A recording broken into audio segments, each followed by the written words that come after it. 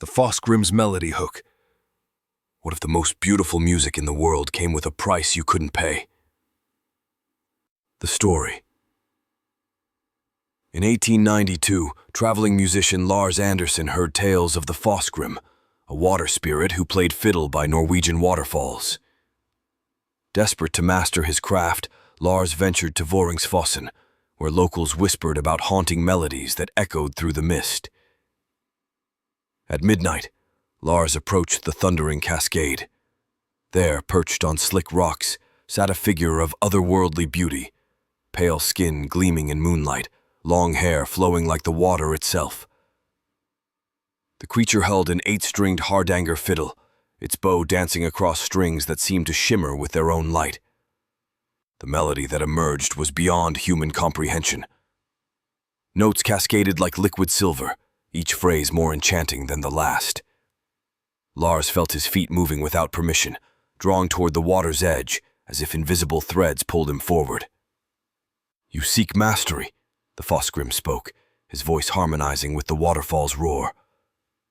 "I can teach you melodies that make hearts weep and souls soar, but knowledge requires payment." Lars, mesmerized, offered his most prized possession, his grandfather's fiddle. The spirit laughed, a sound like wind chimes in a storm. "I require something more precious. Play for others and they will follow your music wherever it leads. But know this, once you accept my gift, the melody never truly ends."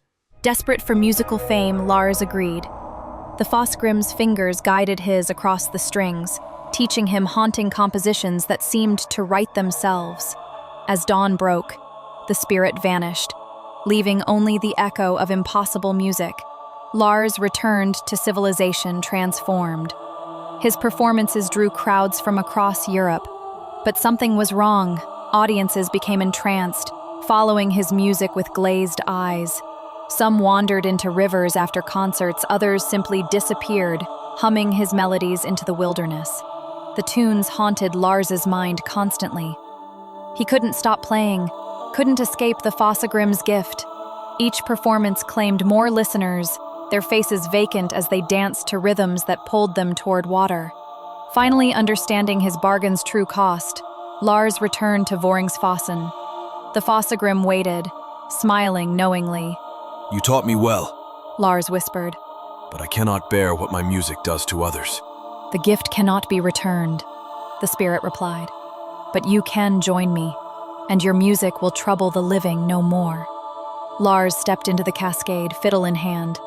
Some say on quiet nights travelers hear two instruments harmonizing by the waterfall, the Fossegrim's ancient melody joined by a human voice, forever warning others about the price of perfect music.